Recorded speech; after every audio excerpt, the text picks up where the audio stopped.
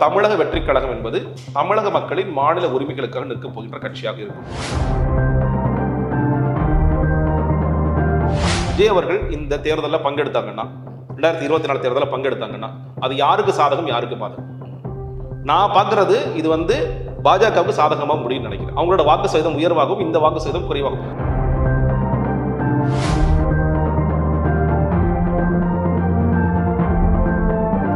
அரசியல் இல்லாத பணிகளை செஞ்சுட்டு இருந்தாங்க, மக்கள் நலத்திட்டங்களை செஞ்சுட்டு இருந்தாங்க. இது அரசியல் மயப்படுத்த பொழுது, அந்த அரசியல் களத்திற்கு வரும் பொழுது அவர்கள் கூடுதலான பணிகள் இருக்கிறது. திராவிட கொள்கை நோக்கியும் போகல, மிக தெளிவாக இது தமிழக மக்களின் மாநில உரிமைகளை பேசுகின்ற கட்சியாக இருக்கும்ங்கிறத தெளிவாக சொல்லிடும். இந்த வீடியோவை உங்களுக்கு வழங்குபவர்கள் Paces Pay, secure digital payments with multiple features and great success rate. வணக்கம் நேயர்களே, இன்றைய ஓகச் தமிழ் உரையாடலில் நம்மோடு தமிழக வெற்றி கழகத்தினுடைய செய்தி தொடர்பாளர் திரு ஜெகதீஸ்வரன் அவர்கள் நம்மோடு இருக்கிறார். அவரை அன்போடு வரவேற்கிறேன். வணக்கம். இப்போ அரசியல் விமர்சகர்னு சொல்லி நிறைய இஷ்யூஸில் உங்களுடைய கருத்துக்களை ரொம்ப ஆணித்தனமாக, அது இன்னும் சொல்லப்போனால் மக்கள் பக்கம் நின்று நிறைய கருத்துக்களை தொடர்ந்து ஊடகங்களில் பேசிகிட்டே வரீங்க. ஒரு கட்சி சார்பாக அப்படின்னு வருகின்ற பொழுது அந்த கட்சி என்ன ஸ்டாண்டர்டுக்கு அப்படிங்கிறத வச்சு தான் நீங்கள் உங்கள் கருத்துக்களை நிச்சயமாக வெளிப்படுத்த முடியும். ஸோ அதற்கு ஏற்றுக்கொண்டு இங்கே வந்துட்டீங்க, தமிழக வெற்றி கழகத்திற்கு உள்ள நீங்கள் என்ட்ரி ஆகிறீங்க. அதில் ட்ராவல் இப்போ கொஞ்ச நாள் போயிட்டுருக்குது. பட் நீங்கள் இப்போ ஆரம்பித்ததுலேருந்து இப்போது அந்த போய்கிட்டு இருக்க இந்த பயணத்தை வரைக்கும் உங்களுக்கு ஒரு நம்பிக்கை தெரியுதா நம்மளால் இதை? கண்டிப்பாக சார், நீங்கள் சொன்ன மாதிரி ஒரு அரசியல் விமர்சகராக நிறைய பேருக்கு எனக்கு தெரியும். நான் அதற்கு முன்னாடி ஒரு அரசியல் கட்சியில் தான் என்னுடைய பயணமே துவங்குச்சு. லோக் சத்தா அரசியல் கட்சி தான். இன்னும் சொல்லப்போனால் அதுக்கு முன்னாடி சில என்ஜிஓஸ்லாம் நடத்திட்டு இருந்தேன். நம்மளால் முடிஞ்ச பணிகளை வேலைகளை செஞ்சுட்டு இருந்தோம். லோக் சத்தா கட்சியில் டாக்டர் ஜெயபிரகாஷ் நாராயண் ஆந்திராவில் ஒரு லீடர் இருந்தார். ரொம்ப ரொம்ப சிம்பிளாக சொல்லணும், ஆனஸ்ட் அண்ட் எத்திக்கல் பார்ட்டி. ரொம்ப நேர்மையாக, அதாவது கருப்பு பணம்லாம் வாங்கக்கூடாது, எந்த ஒரு பணம் வந்தாலும் அதுக்கு கணக்கு எழுதி கொடுத்துடணும். இது ஏன் சொல்லணும், எலக்ட்ரல் பாண்ட் விஷயம் நம்ம பார்த்துட்டு இருக்கோம். அந்த நேரத்தில் அவர் அவர் கண்ணுக்கு முன்னாடி சில பேர் இது நான் உழைச்சி சம்பாரிச்ச பணம், ஆனால் கருப்பு பணம் வச்சுக்கன்னு சொல்லியிருக்காங்க. வேண்டாம், நம்ம எடுத்துகிட்டு போயிட்டு எனக்கு வேண்டாம் அப்படிங்கிற அளவுக்கு நேர்மையான ஒரு மனிதர். 2014 அவர் அவர் எலெக்ஷனில் தோற்று 2009 எம்எல்ஏவாக இருந்தார். 2014 எம்பி எலெக்ஷனில் தோற்று போனார். தோற்று போனதுக்கப்புறம் நம்மள மாதிரியான ஆட்களுக்கு இங்கே வேலை இல்லை, நீங்கள் எல்லாரும் போய் பழப்ப பாருங்க இப்படி சொல்லிட்டார். எங்கள்கிட்டலாம் இங்கெல்லாம் கூப்பிட்டாரு, தயவுசெய்து அவங்க போய் வேலையை பாருங்க, வாழ்க்கையை தொலைச்சிடாதீங்க அப்படின்னு சொன்னாங்க. ஸோ நான் கொஞ்சம் சமூக செயற்பாட்டாளராக சமூகத்துக்கு என்னென்ன வேலை செய்ய முடியுமோ அதே இருந்தேன். பொலிட்டிக்கலாக இந்த பொலிட்டிக்கல் அனலிஸ்டாகவும் இருந்தேன். பட் எனக்கு ஒரு தேடல் இருந்துகிட்டே இருந்தது சார்.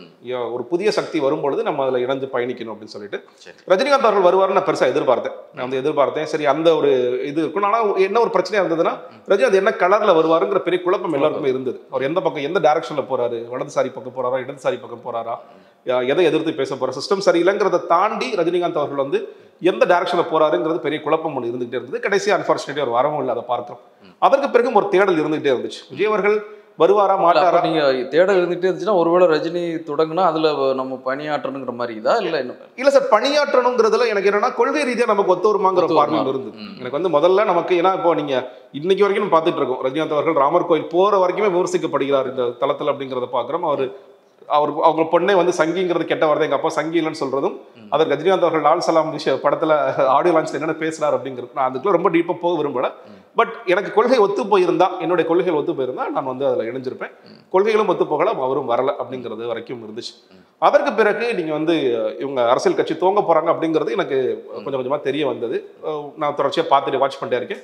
மேற்குறிப்பாக விஜய் மக்கள் இயக்கம் தொடர்ச்சியா வேலைகள் பணிகள் செஞ்சுட்டே இருக்கிறாங்க. நீங்க குருதியகம் பார்த்துருக்கலாம், நம்ம படிப்பகம், அதே மாதிரி இந்த பசங்களுக்கு சாயந்தரத்தில் முட்டை பிரெட் கொடுக்குற மாதிரி விஷயங்கள், கடைசியாக பயிலகம், டியூஷன் சென்டர்ஸ் நடத்துறது, தொடர்ச்சியாக உதவிகள் செய்யறதுங்கிற மாதிரி வேலைகள் தொடர்ச்சியாக பண்ணிட்டே இருக்கிறாங்க. கடைசியாக விஜய் அவர்கள் நேரடியாக போயிட்டு நிவாரண உதவிகள் செஞ்சுட்டு வராங்க அப்படிங்கிறத நம்ம வரைக்கும் நான் தொடர்ச்சியாக வாட்ச் பண்ணிட்டே இருக்கேன்.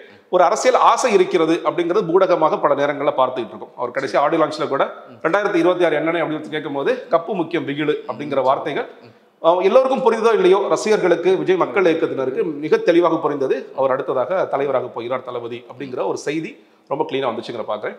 ஸோ என்னையும் கூப்பிட்டு பேசினாங்க, உங்களுக்கு விருப்பம் இருக்குன்னு சொன்னேன். ஒரு தேடல் தான் இருந்துகிட்டு இருக்கேன். என்னுடைய பொருந்தி போகிற மாதிரியான கட்சியாக இருந்தால் நான் இருப்பேன் அப்படின்னு சொன்னேன். பொருந்தி போகிற மாதிரி அம்சங்கள் இருக்கா அப்படிங்கிறத ரொம்ப நேரம் டிஸ்கஸ் பண்ணோம்.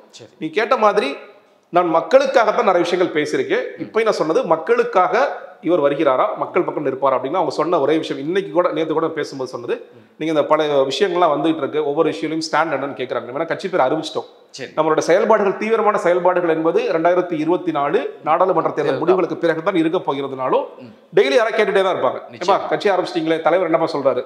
அது ரொம்ப சாமானியனாகவும் இருக்கலாம், இல்ல ஒரு பெரிய பத்திரிகையாளராகவும் இருக்கலாம். நம்ம எல்லா விஷயத்துக்கும் ரொம்ப கிளீனா சொன்னது, எல்லா விஷயத்துக்கும் ஸ்டாண்ட் எடுக்க போறோம். நம்ம அது டிஸ்கஷன் டெய்லி போயிட்டு இருக்கு. மக்களோடு நிக்கணும், மக்களோடு நில், மக்களோடு செல், ஜனநாயகத்திற்காக நில். இதான் எங்களுக்கு சொல்லியிருக்க விஷயம். ஸோ மக்கள் பிரச்சனைகளுக்காக தொடர்ச்சியாக குரல் கொடுக்கின்ற ஒரு அமைப்பாக, ஒரு கட்சியாக நாம் தொடர்ச்சியாக செயல்படுவோம் அப்படிங்கிறது ரொம்ப கிளீனா சொல்லிட்டாங்க. சரி. ஸோ அந்த ஒரு கொள்கை பொருந்தி போன காரணத்தினால்தான் இதுல நம்ம பயணம் செய்யறது கரெக்டா இருக்கும். ஏன்னா சரி, ஏன் நான் முன்னாடி இப்போ நிறைய பேர் சொல்லும்போது நீங்க திமுக சேருங்க, நீங்க பல பேர் வந்து ரொம்ப பேசும்போது அரசியல் விமர்சனம் எவ்வளவு கடங்க பேசிட்டு இருக்க போறீங்க, உங்க வாழ்க்கை யூடியூப்லயும் மீடியாலையும் தொலைக்க போறீங்களா கேட்டிருக்கீங்களா இருக்காங்க சார். நான் அப்ப சொன்ன ஒரே வார்த்தை, நான் போறது பத்தி பிரச்சனை இல்லைங்க, நிறைய காம்ப்ரமைஸ் பண்ற மாதிரி இருக்கும். அந்த கட்சிக்கு போனா அவங்களுக்கு சில நிலைப்பாடுகள் ஒத்து போகும், சில நிலைப்பாடுகள் ஒத்தே போகாது. ஆனா நான் போய் முட்டு கொடுக்குற மாதிரி இருக்கும், எங்க தலைவர் மாதிரி கிடையாது, அவர் செய்யறதெல்லாம் சரி அப்படிங்கிற மாதிரி இருக்கும். அது எனக்கு கன்வின்ஸ் ஆக மாட்டேங்குது, உண்மையிலே சொல்ல கூட கன்வின்ஸ் ஆக மாட்டேங்குது. நான் வந்து சீட்டு கொடுத்தா கூட இல்லைங்க வேண்டாம், நான் இது எப்படி ரெப்ரசென்ட் பண்ண முடியும்னு பல கேள்விகள் எனக்குள்ள இருக்கு. ஏன்னா தொடர்ச்சியாக நம்ம இதெல்லாம் பார்த்துட்டு வர்றோம் அப்படிங்கிற காரணம். எந்த கட்சியிலையும் இப்போ வந்து காம்ப்ரமைஸ் இருக்குமான்னு கேட்டிங்கன்னா, நம்ம எல்லா விஷயங்களும் நிலைப்பாடுகள் எடுக்க போகிறோம், பிரச்சனைகள்லாம் பார்க்கணும். ஆனால் ஓவராலாக இப்போ சொல்லியிருக்கிற விஷயங்கள் மக்களுக்காகத்தான் நம்ம ஆரம்பிச்சிருக்கோம், மக்களுடைய பிரச்சனைகளுக்காகத்தான் முழுமையாக நிற்கிறோம் அப்படிங்கும்போது எனக்கு ஒத்து போகுது சார்.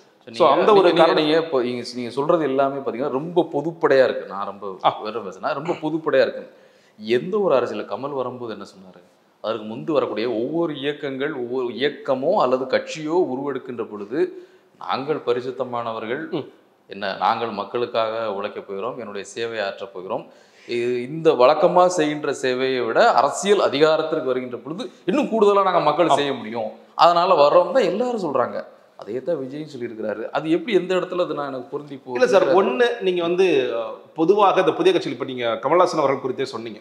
கமல்ஹாசன் அவர்கள் வரும்பொழுது பெரிதாக பேசப்பட்டது ஊழல் ஒழிக்கின்ற ஒரு கட்சி. தொடர்ச்சியா நம்ம சொல்றது மிடில் கிளாஸ் டார்கெட் பண்ணி வராங்கப்பா, ஊழல் ஒழிப்பு அப்படிங்கிறதா ஒரு மேடைக்கு அந்த மாதிரியான ஒரு பார்வை மட்டும்தான் இருக்கு. உடனடியாக இங்க இருக்கிற அரசியல் நோக்கர்கள்லாம் கேட்கிற கேள்வி, சமூக நீதி குறித்து உங்களுடைய பார்வை என்ன, இடஒதுக்கீடு அரசியல் உங்களுடைய பார்வை என்ன, நீங்க வந்து பெரியாரை முன்னிறுத்துறீங்களா இல்ல வலதுசாரி அரசியலுக்கு போறீங்களா போன்ற கேள்விகள்லாம் வைக்கப்படும். ஸோ அதில் நீங்கள் வந்து எதை நோக்கி நாங்கள் பயணிக்கிறோங்கிறது நீங்கள் அந்த மாணவர்களுக்கான மேடையிலேயே பெரியாரை படி, காமராஜரை படி, அம்பேத்கரை படி அப்படிங்கும் போதே இங்கே நிறைய பேர் கோபம் வந்தது.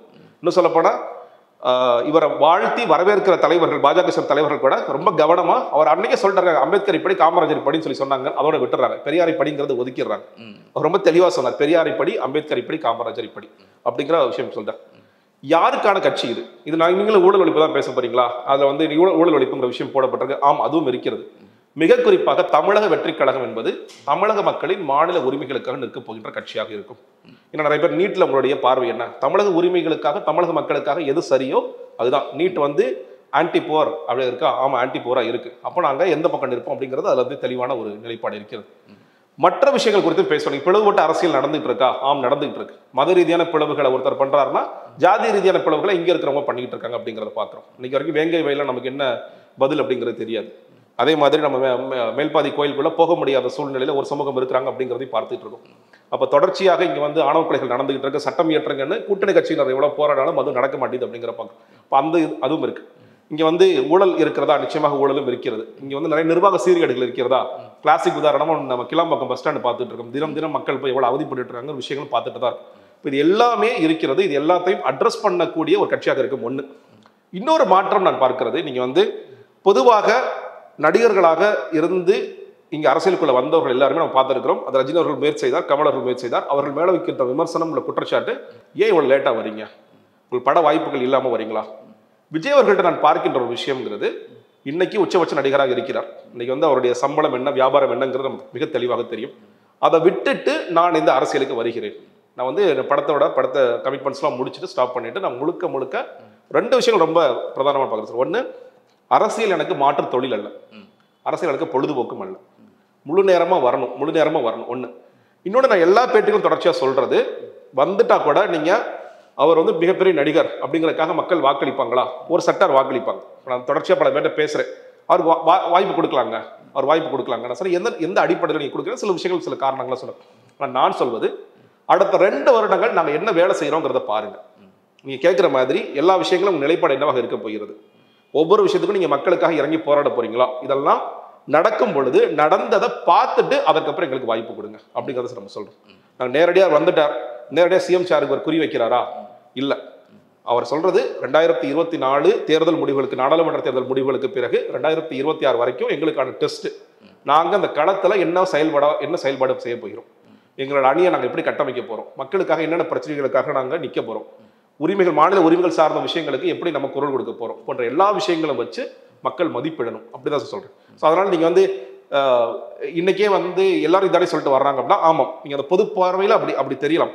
செய்கின்ற வேலைகளை வச்சு எங்களை மதிப்பிடுங்கள். 2 ஆண்டுகளில் தமிழக வெற்றி கழகம் வந்து எவ்வளவு பணியாற்ற போது, எவ்வளவு போராட்டங்கள் முன்னெடுக்க போது, அதை வச்சு ஜட்ஜ் பண்ணி மக்கள் வந்து முடிவு பண்ணுவாங்க. அப்படிதான் சார் முடிவு பண்ணணும்னு நான் நினைக்கிறேன். அதுதான் சரின்னு நான் சொல்றேன். இன்னைக்கு வந்து ஒரு மிகப்பெரிய ஸ்டாரா இருக்கார், பெரிய கல்ட்டா இருக்கார், அதனால மட்டுமே அவருக்கு வாக்களித்தரலாமா தான் சொல்றேன். நான் வாக்களிக்க ரெடியா இருக்காங்க சில பேர். இன்னைக்கு வந்து சில பிரபலமான பத்திரிகைகள்ல கூட பார்க்கிறேன். வாய்ப்பு கொடுப்போம். அதே மாதிரி நிறைய யூடியூப் சேனல்ஸ்ல பார்க்கும் பொழுது ஆதரவு சேனலா இருக்கலாம், இல்ல எதிர்ப்பு சேனலா இருக்கலாம், அவங்க ரொம்ப தெளிவாக சொல்றீங்க வரட்டுங்க, அவருக்கு ஒரு வாய்ப்பு கொடுக்கல, என்ன தப்பு, அவ்வளவு பெரிய சினிமா கேரியரை விட்டுட்டு வர்றாரு, ரொம்ப ஆச்சரியமா இருக்கு அப்படி சொல்றாங்க. நான் சொல்றேன், அது மட்டும் மதிப்பிடுதல் பத்தாது. உங்களுக்கு வந்து ஆசை இருக்குது, கண்டிப்பா பண்ணுங்க, அதுல எந்த மாற்றமும் இல்லை. ஆனா நாங்கள் என்ன வேலை செய்கிறோம் ரொம்ப முக்கியம் நான் பார்க்குறேன். தொடர்ச்சியாக நான் சொல்லிட்டு வரது தான். ஏன்னா அதற்கு இப்போ நான் சொன்ன மாதிரி மக்கள் இயக்கத்தினராக இருந்தவர்கள் அந்த பணிகள்லாம் நீங்கள் செஞ்சுட்டு இருந்தாங்க. அரசியல் இல்லாத பணிகளை செஞ்சுட்டு இருந்தாங்க, மக்கள் நலத்திட்டங்களை செஞ்சுட்டு இருந்தாங்க. இது அரசியல் மயப்படுத்தும் பொழுது, அந்த அரசியல் களத்திற்கு வரும்பொழுது அவர்கள் கூடுதலான பணிகள் இருக்கிறது. அந்த பணிகள்லாம் சரியாக செய்யணும். ஏன்னா நாளைக்கு ஒரு கவர்மெண்ட்டே நடத்த போகிறோன்னா அதுக்கு தயாராகணும்.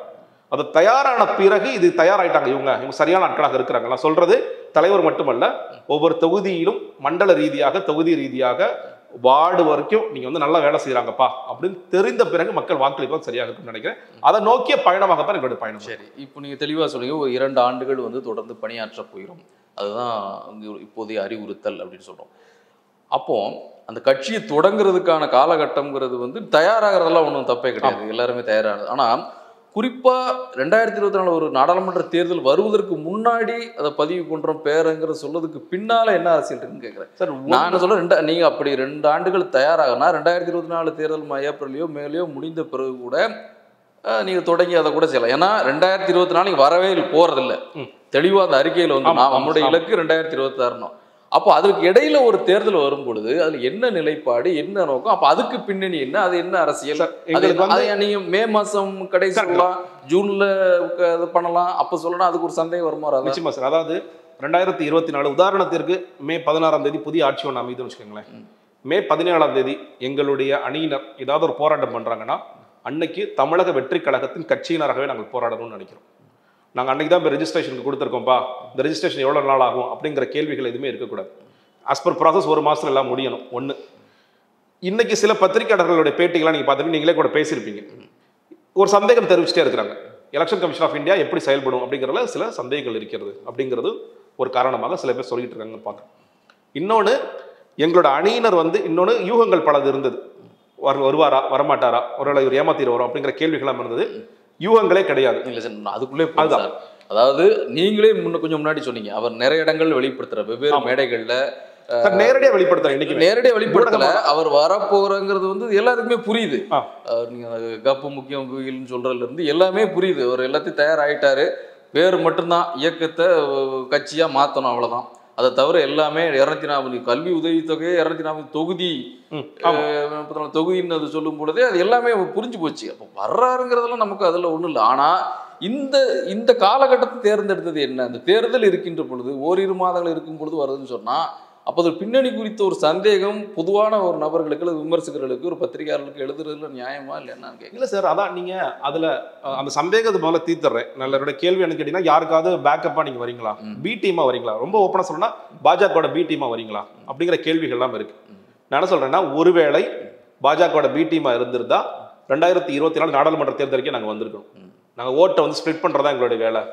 நீ ரொம்ப சிம்பிளாக யோசிச்சு பாருங்க, இன்னைக்கு வந்து ஒரு களத்துக்கு வர நீங்கள் ஸ்ப்ளிட் பண்ணி நீங்கள் உங்களுக்கே தெரியும், பாஜக வந்து நீங்கள் ஸ்ப்ளிட் பண்ணி தான் அவங்க தோக்க போகிறாங்கன்னு இல்லை.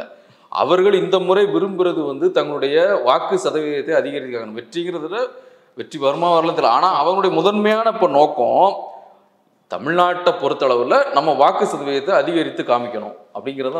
அதான் சார், அதுல விஜய் வந்ததுனால அதான் சொல்லுங்க, அதான் கரெக்ட். நீங்கள் வந்து பாஜகவோட வாக்கு சதவீதம் அதிகமாக காமிக்கணும், எதிர்கட்சியினர் இந்தியா கூட்டணியோட வாக்கு சதவீதம் குறைவா காட்டணும்.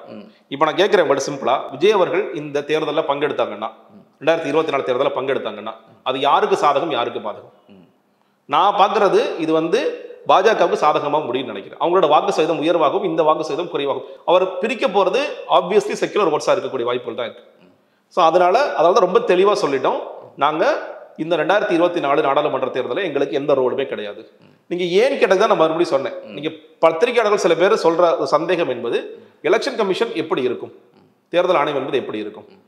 சார் இன்னைக்கு வரைக்கும் எனக்கு தெரியும் சார், பொன்ராஜ் அவர்கள் இருக்கார், அப்துல் கலாமோட அட்வைசர். அவர் அப்துல் கலாம் லட்சிய இந்தியா கட்சி அப்படின்னு பதிவு செய்ய கொடுத்து 4.5 வருஷம் ஆயிடுச்சு. இன்னைக்கு வரைக்கும் அவர் போராடிக்கிட்டே இருக்கார். அவரால் பதிவு செய்வதற்கு பல சிக்கல்கள் எழுந்து கொண்டே இருக்கிறது. இந்த மாதிரி சிக்கல்கள் இருந்து கொண்டே இருக்கிறது. அதனால தான் எந்த சிக்கலும் இல்லாமல் 2024 மே மாதம் நீங்க 16ஆம் தேதியோ 17ஆம் தேதியோ நாங்கள் தமிழக வெற்றி கழக கட்சியாக நாங்கள் செயல்படணும். இன்னும் நீங்க சொன்னீங்க அந்த மக்கள் இயக்கத்தை வந்து கன்வெர்ட் பண்ற ப்ராசஸ்ங்கிறது கொஞ்சம் பெரிய ப்ராசஸ் தான். நீங்க வந்து லீகலா கன்வெர்ட் பண்ணி அவங்க எல்லாத்தையும் தொண்டர்களா உள்ள கொண்டு வந்து மாத்துறது, எல்லா மாவட்டத்திலையும் மாவட்ட செயலாளர்கள் அதாவது சார் அந்த கோன் சொன்ன உடனே எல்லாம் ரெடியா இருக்கு எங்கள்கிட்ட. அதை லான்ச் அன்னைக்கே மே 17ஆம் தேதி இது நடக்குது அப்படின்னா அன்னையிலிருந்து வீரியமாக எங்களுக்கு 2 வருஷம் தான் டைம், வீரியமாக செயல்பாடுகள் தூங்கும். அந்த நேரத்தில் உட்காந்துட்டு விஜய் அவர்கள் அரசியல் கட்சிக்கு தூங்கிட்டாங்க, ரெஜிஸ்ட்ரேஷன் கொடுத்துருக்காங்க, இது வந்து பதிவு செஞ்சு வரும், இது கொஞ்ச நாள் ஆகும் அப்படிங்கிற எந்த விதமான பேச்சுக்களும் எந்த சர்ச்சைகளும் எந்த யூகங்களும் இல்லை. 2024 மே மாதத்திலிருந்து இது வெற்றி கழகமாகவே முழுக்க பயணிக்கும். வெற்றி கழகத்தோட உறுப்பினராக இருப்பார், வெற்றி கழகத்தோட பொறுப்பாளராக இருப்பார், வெற்றி கழகத்தோட செய்தி தொடர்பாளராக இருப்பார், வெற்றி கழகத்தோட தலைவராக இருப்பார். அப்படிங்கிறதுல நாங்கள் ரொம்ப கீழாக இருக்கோம் சார். அதான் முக்கியமான காரணம். ஸோ நீங்கள் சொன்னீங்க இப்போ கட்சி தொடங்கின பிறகு ஒவ்வொரு சம்பவங்கள் நடக்கிற போது உங்களுக்கு கருத்துக்களை முன்வைக்க வேண்டியது, அது ப்ராசஸ் ஆகி வருது. ஆனால் அனௌன்ஸ் பண்ணியாச்சு, நாங்கள் வந்துட்டோம் அப்படிங்கிறது வந்து சொல்லியாச்சு. அப்படிங்கும்போது அதுக்கு ஒரு கருத்து மக்கள் எதிர்பார்ப்பாங்க. அந்த எதிர்பார்ப்பை வந்து செய்தி தொடர்பாளர் அல்லது நிர்வாகிகள் உங்களை போன்றவர்களிருந்து வர்றதுங்கிறது ஒன்று. தலைவருங்கிற அடிப்படையில் அவர் ஒரு சின்ன ட்விட்டோ அல்லது சில விஷயங்களோ சொல்றதுல என்ன ஒரு தயக்கம் இருக்க முடியும்? இல்லை சார், தயக்கம்லாம் இல்லை சார். நாங்கள் வந்து எல்லா ப்ராசஸ் அதுவாட்டு போட்டோம், நம்ம வந்தாச்சுன்னு சொல்லியாச்சு, நம்ம ரெடி ஆகிட்டோம் சொல்றோம்ல. அப்போ விவசாயிகள் போராட்டம் நடக்குது டெல்லியில, அப்போ அதுக்கு என்னன்னு சொல்லலாம். இப்போ இன்னைக்கு நீங்க இப்போ தொடக்கத்தில் சொன்ன மாதிரி தேர்தல் பத்திரங்கள் தீர்ப்பு வருது, அது குறித்து ஒரு கருத்துக்கள் சொல்லலாம். அதுல ஒரு சின்ன சின்ன விஷயங்கள் சொல்லாம இப்போ நீங்க அதை சொன்னதோடு அந்த பேர் வந்தோடு அதுக்கப்புறம் என்ன நடக்குன்னே தெரியல தமிழக வெற்றிகள். இல்லை சார், அதான் அமைதியா இருக்கு.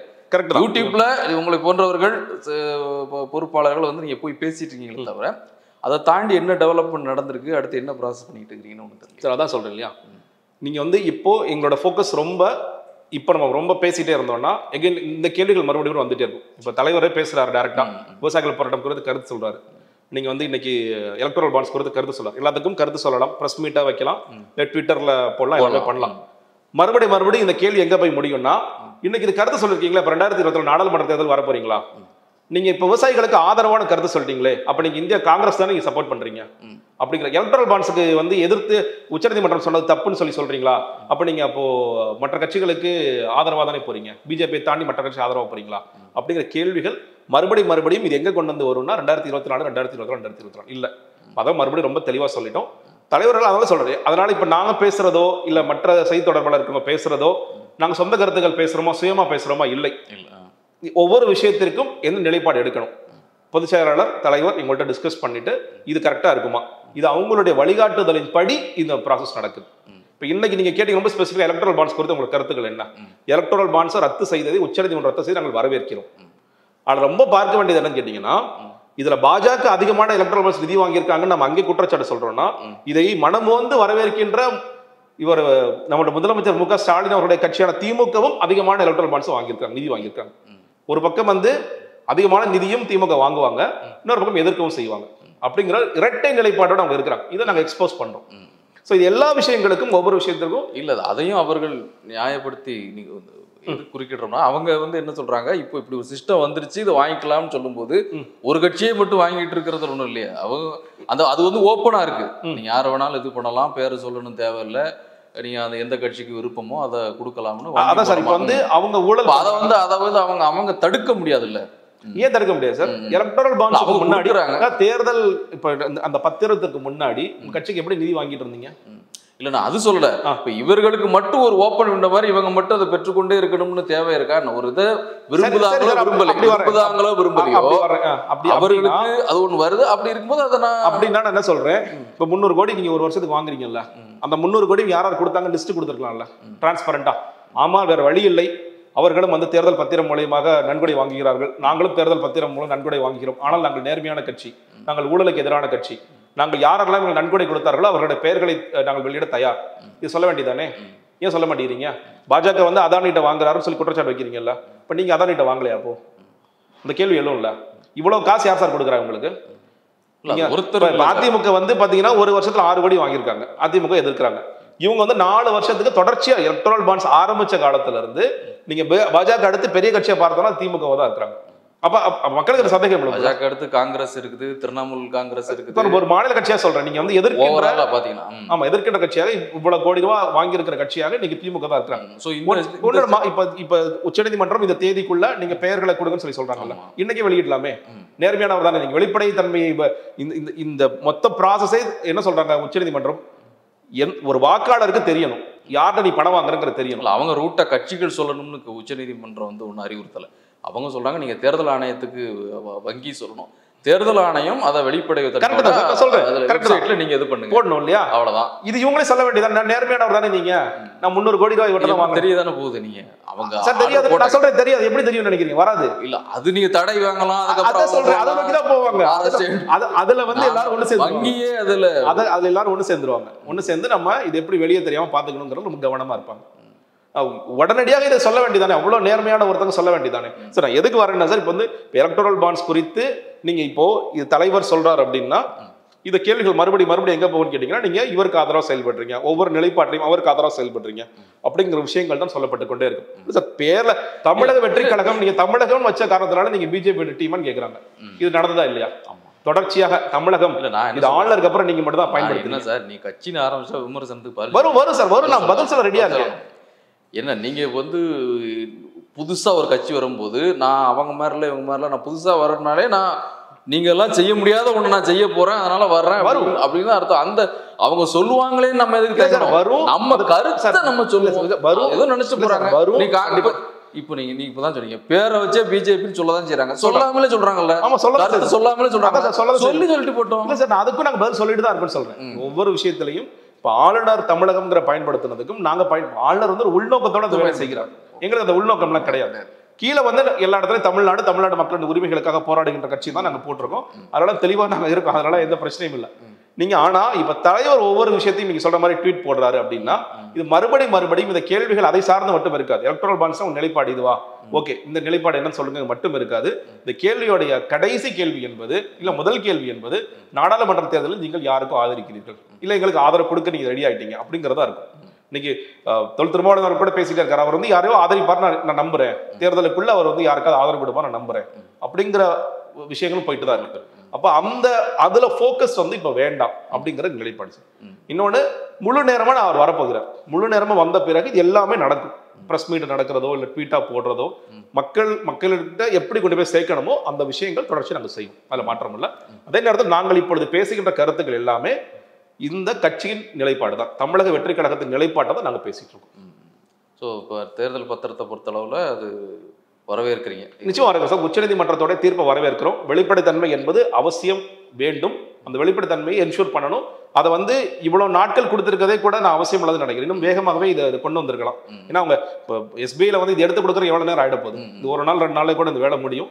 இவ்வளவு நாட்கள் கூட கொடுத்துருக்க வேண்டிய அவசியம் இல்லை. ஏன்னா தேர்தல் நெருக்கத்தில் வரதுனால நம்ம பேசின மாதிரி யாராவது உடனே போய் ஸ்டே வாங்குவாங்க, இல்லை இதெல்லாம் வெளியே சொல்லக்கூடாது அப்படின்னு ஸ்டே வாங்கக்கூடிய வாய்ப்புகள் இருக்கிறது. அது இல்லாமல் உண்மையிலேயே வந்து வெளிப்படைத்தன்மையை உச்சநீதிமன்றம் காக்க வேண்டும் என்று நினைத்தால் இதில் சரியான ஒரு தீர்ப்பு கடைசி வரை வர வேண்டும்.